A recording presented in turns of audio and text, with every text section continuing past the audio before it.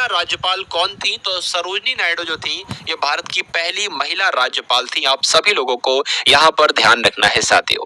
अगला प्रश्न देखिए कि माउंट एवरेस्ट पर दो बार चढ़ने वाली पहली महिला कौन थी? तो माउंट एवरेस्ट पर चढ़ने वाली पहली महिला जो थी वो कौन थी साथियों?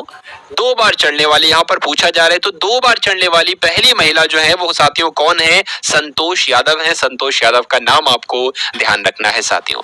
साथियों अगर आप लोग यहाँ पर मैं आपको बता दूं 500 प्रश्नों को बहुत ही कम समय में यहाँ पर करवा दूंगा, यानी कि कम समय में आपको बेस्ट और ज्यादा कंटेंट मिल जाए तो इसमें कोई भी बुरी बात नहीं है।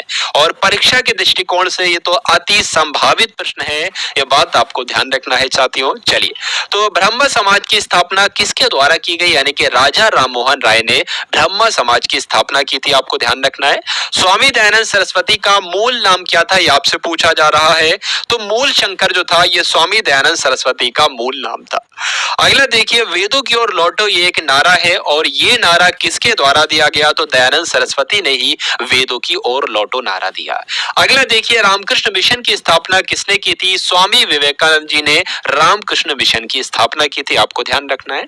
वास्को डी गामा कब भारत आया? तो आप सभी लोग जानते हैं 1498 में वास्को डी गामा भारत आया।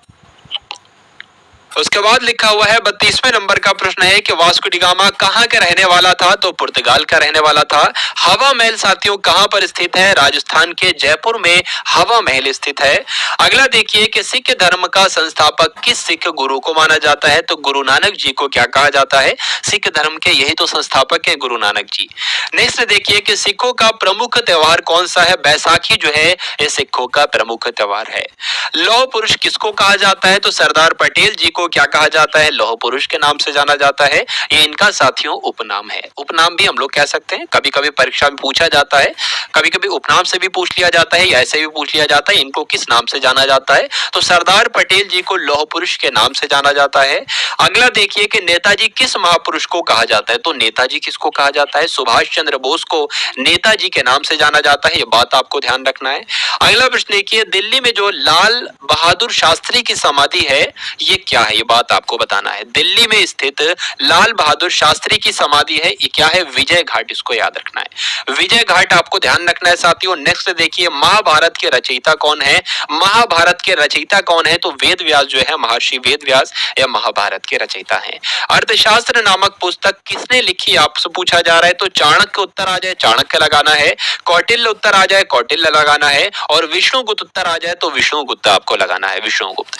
नेक्स्ट देखिए, जय जवान जय किसान का नारा किसने दिया था? तो लाल बहादुर शास्त्री जी ने जय जवान जय किसान का नारा दिया था।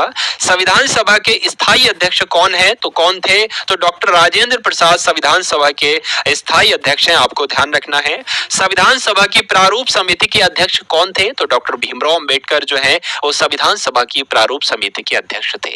रेड क्रॉस दिवस आपसे पूछा जाएगा परीक्षा में, बात आपको ध्यान रखना है। 8 मई को विश्व रेड क्रॉस दिवस मनाया जाता है। अगला देखिए, सूर्योदय का देश के नाम से कौन सा देश प्रसिद्ध है? जापान को कहा जाता है साथियों सूर्योदय का देश दिवस, सूर्योदय का देश। और सबसे पहले यहाँ पर सूरज कहां पर निकलता है? आपने अभी देखा होगा, तो अरुणाचल प्रदेश में सबसे पहले सूर्य दिखता है। नेक्स्ट देखिए, अंतरराष्ट्रीय महिला दिवस किस तिथि को मनाया जाता है? तो 8 मार्च को साथियों अंतरराष्ट्रीय महिला दिवस मनाया जाता है। क्षेत्रफल की दृष्टि से भारत में सबसे छोटा राज्य कौन सा है? तो साथियों क्षेत्रफल की दृष्टि से तो सबसे छोटा राज्य गोवा है, ये बात आपको ध्यान रखना है। ओणम किस राज्य का प्रसिद्ध त्योहार है? तो ओणम की बात करें ये तो केरल में किया जाता है।